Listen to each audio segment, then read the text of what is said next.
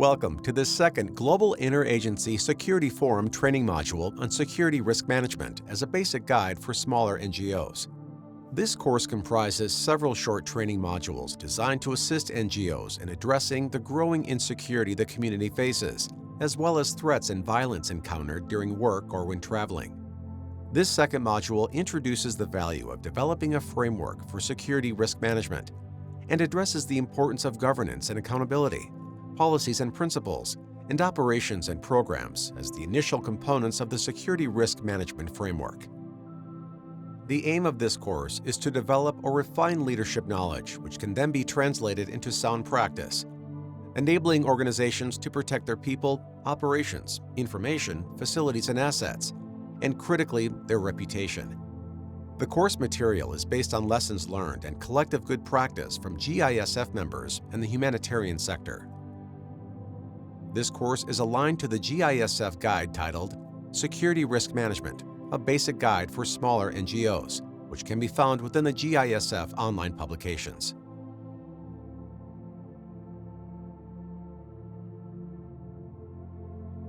The first step in establishing an effective system to safeguard staff is to develop a security risk management framework that explains the architecture, roles, responsibilities, and arrangements in place to support better access through improved staff safety and security.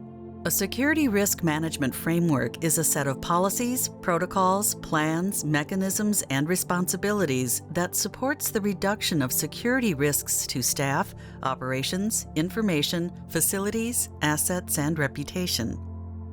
Organizations need to manage a wide range of risks, including financial, operational, legal, and reputational risk.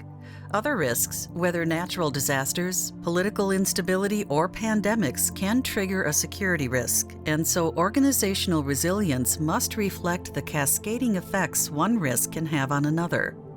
As such, security risk management is only one element in the organization's overall management of risk and must be aligned with the organization's wider approach to risk management and their duty of care. A basic security risk management (SRM) framework is one integrated system with two main elements: the foundations, which include good security governance and an accountable structure, as well as a security policy and principles; the mechanisms, which include the various security procedures, plans, activities, and supporting resources used to manage security risks to staff. The Security Risk Management Framework is not a single document. As such, organizations will need to develop an outline document or map that explains how the framework delivers the organization's approach to security risk management, as well as how the various documents and processes that form part of the Security Risk Management Framework relate to each other. Effective governance and accountability through defined security risk management structures and responsibilities. Codified standards and practices contained within policies and principles related to security risk management. The framework is supported by conducting security risk assessments, developing security plans, and providing security arrangements and support for operations and programs.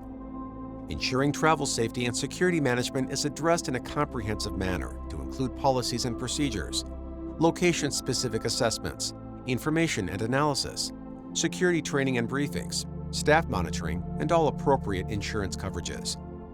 Ensuring the effective awareness and competency development is in place through security inductions and security training.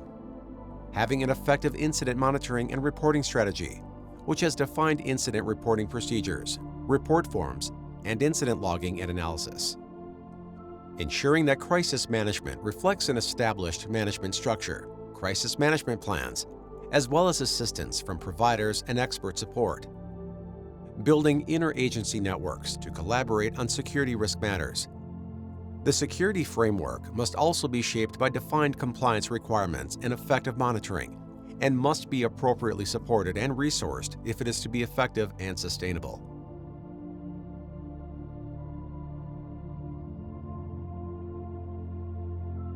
Good governance and accountable structures are the backbone of any effective security risk management framework. Staff at all levels within an organization, from the Board of Trustees to the individual staff member, have a collective responsibility to manage and reduce risks to staff. While individual employees must bear a degree of responsibility for their own security and that of their colleagues, all organizations, regardless of size, must ensure that an effective management structure is in place that fosters a positive security culture and helps the organization fulfill its duty of care obligations.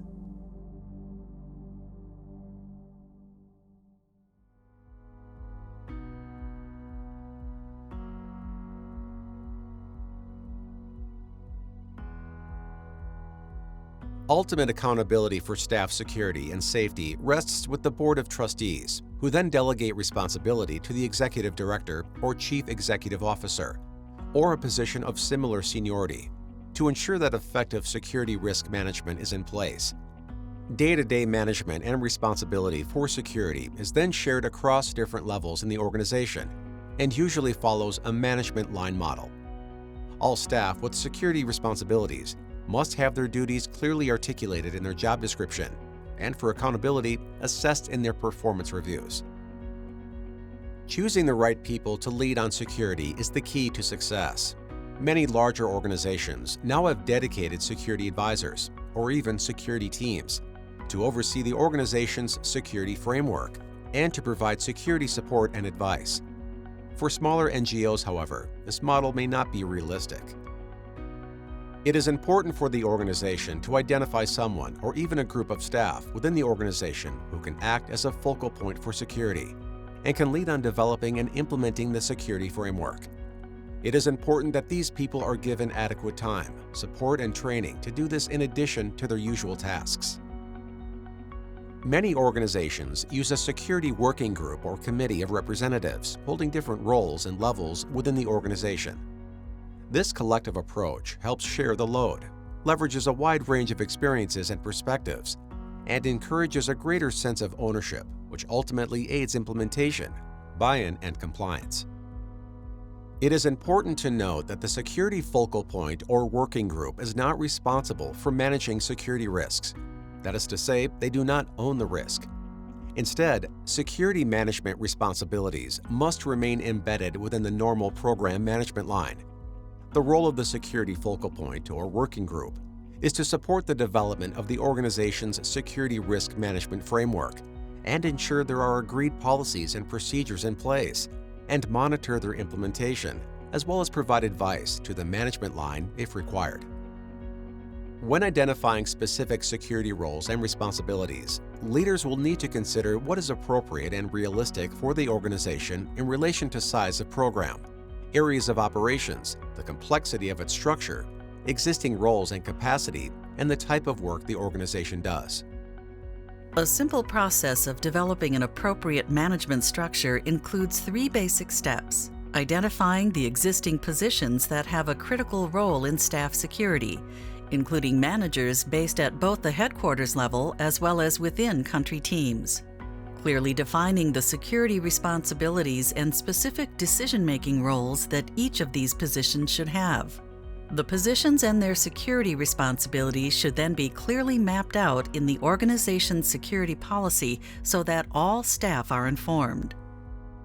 Examples of role descriptions for logistics and security officers, field security coordinators, deputy director of global security, and director of staff safety and security are also offered in the GISF publication.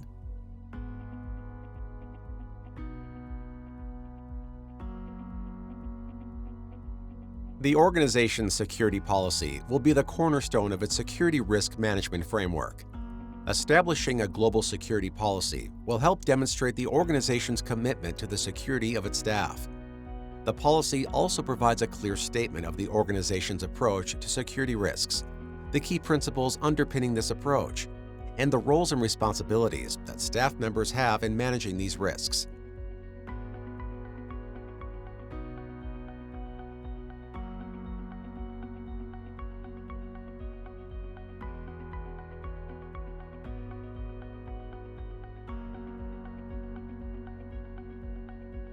When developing or reviewing the organizational security policy, leaders must clarify its scope, including asking, does it focus on security alone, or does it address both security and safety? Some NGO security policies do not include safety, as this is already addressed in a separate health and safety policy. Who is covered by the policy? While it clearly applies to staff, what about consultants, contractors, volunteers, visitors, accompanying dependents, or other associated parties? The policy should address the security of all, making explicit any differences for different groups. How do security vendors and suppliers play a part within the security risk management approach? How is the security of local partner organizations integrated? The security policy should be a short and accessible document that is translated into the organization's core operational languages. Most security policies are structured around 4 key sections. A statement on the importance of staff security and safety, the scope of the policy, and who it applies to. A principles section explaining the organization's security culture, risk attitude, and the key principles that shape the organization's approach to staff security and safety. A responsibilities section setting out the organization's security risk management structure and the roles and actions allocated to specific positions. A minimum security requirements section establishing the specific organizational security requirements that must be in place. For example, each country must have a security plan. The security policy is a key governance document which will need to be endorsed by the executive director or a person in a similar position and is then approved by the Board of Trustees. The security policy must cross-reference the organization's other governing policies and codes, which outline requirements related to security risk management, such as the health and safety policy, staff code of conduct, whistleblowing protocols, as well as policies on staff well-being and care, fraud and corruption, and digital security.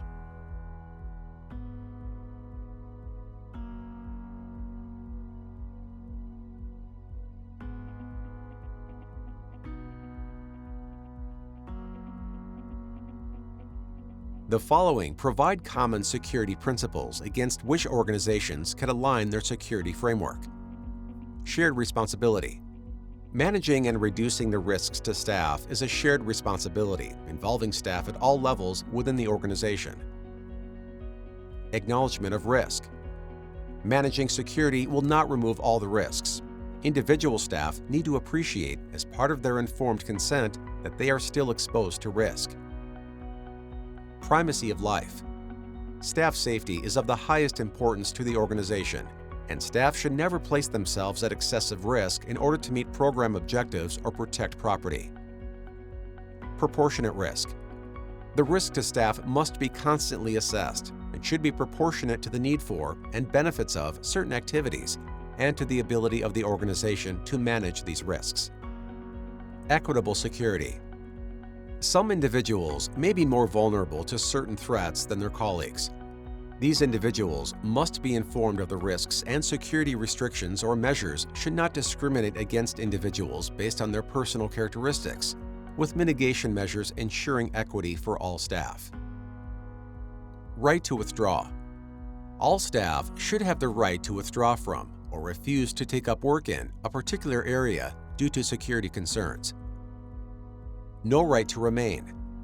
The organization has the right to suspend activities or withdraw staff from situations that it considers to be too dangerous. Staff do not have a right to remain in a location if they have been directed to withdraw from it by senior management. Security strategies.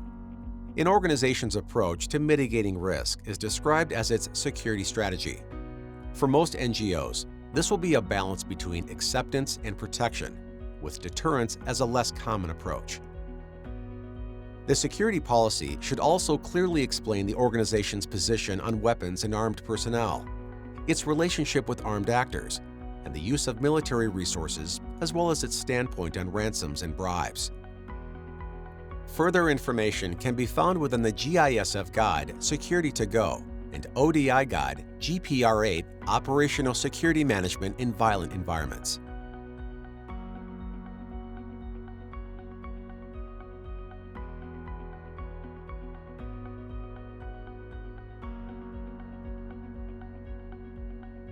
The organizational security policy should stipulate the basic security requirements that the organization expects to be in place as standard in all locations staff travel to or are based in. For example, should security inductions and briefings be provided to all staff? Is a specific type of security training required to visit or work in certain locations? Do visits to higher risk locations require specific travel authorization? And are all country offices required to complete risk assessments and develop security plans? Given the range of countries and resultant security contexts which the organization's staff work in or travel to, clearly not all countries or regions within will require the same level of security measures, and security requirements should be adjusted to reflect the different levels of risk. Systems should, however, be kept as simple as possible to minimize staff confusion and encourage compliance. For example, the policy may state that all staff must have a pre-departure briefing, but the content may change. Therefore, staff going to higher risk environments will require a detailed pre-departure security briefing, and staff traveling to moderate risk destinations may only require basic travel advice. Whether staff are traveling to a country with a country office or are traveling to a partner organization may also impact on how the policy is implemented. It is important to note that security requirements alone do not constitute a complete security risk management system. These are the minimum expected and are the starting point from which to build robust security risk management that reflects good practice and is appropriate for the level of risk faced by organizational staff.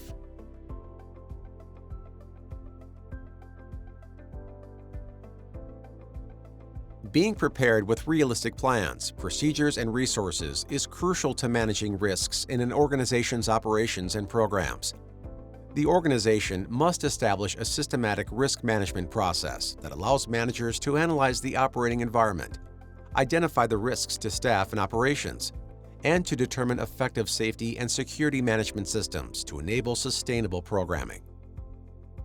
There are various risk management process models that NGOs can adopt.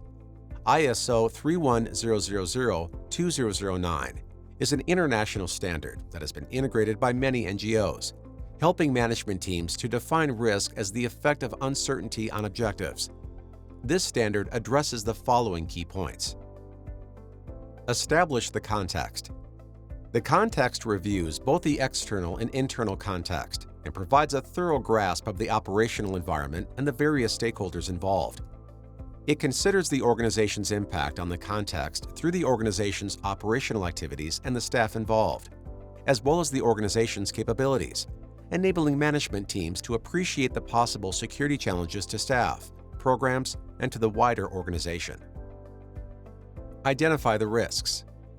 Risk identification maps all possible security and safety threats that could affect staff, programs, or the organization, including its reputation, and seeks to understand how, when, and why each threat might occur. Analyze the risks. The risk analysis seeks to implement a comprehensive assessment to determine staff members' exposure to the different threats identified. Those assessing risks should assess the likelihood of occurrence and the severity of the potential impact in the context of the current risk control measures and procedures in place. Evaluate the risks. With a good understanding of the organization's risk exposure, leaders can make informed decisions on whether to accept certain risks or to take additional actions to prevent or minimize them. Treat the risks. Those managing risks will need to identify strategies by which to prevent, minimize, or mitigate risk. This may include reducing the risk, transferring the risk to or sharing it with other parties, or ultimately avoiding the risk by not undertaking the activity. Reducing security risks involves implementing different strategies that might minimize the likelihood and impact of certain threats. These strategies are put into practice through the development of country or area security plans. Monitor and review. Once the strategy is developed, those managing the risks must continually review each component of the risk management process to ensure that current approaches and measures remain appropriate to the changing situation. Effective communication and consultation are integral to the risk management process. No individual can hold all the information needed to identify, analyze, and mitigate the security risks. It is therefore important to identify a range of stakeholders, both internal and external, who can assist the organization in this process. The risk management process can also be used as a tool to assess partner organizations that staff might visit or be embedded in. Further information can be found within the following publications: GISF Guide, Security to Go, a risk management toolkit for humanitarian aid agencies, ISO 31000-2009. ODI Guide GPR8, Operational Security Management in Violent Environments. GISF Briefing Paper, Gender and Security, Guidelines for Mainstreaming Gender in Security Risk Management. GISF Briefing Paper, Security Risk Management and Religion, Faith and Secularism in Humanitarian Assistance. GISF Research Paper, Managing the Security of Aid Workers with Diverse Profiles. If you are an international or local aid organization working in partnership, we suggest that you look at the following information on how to manage security risks in partnerships once you are familiar with the process explained in this video, and the guide Security Risk Management, a basic guide for smaller NGOs. GISF Guide, Partnerships and Security Risk Management, a joint action guide for local and international aid organizations. GISF Research Paper, Partnerships and Security Risk Management from the Local Partner's Perspective. GISF Briefing Paper, Security Management and Capacity Development, International Agencies Working with Local Partners.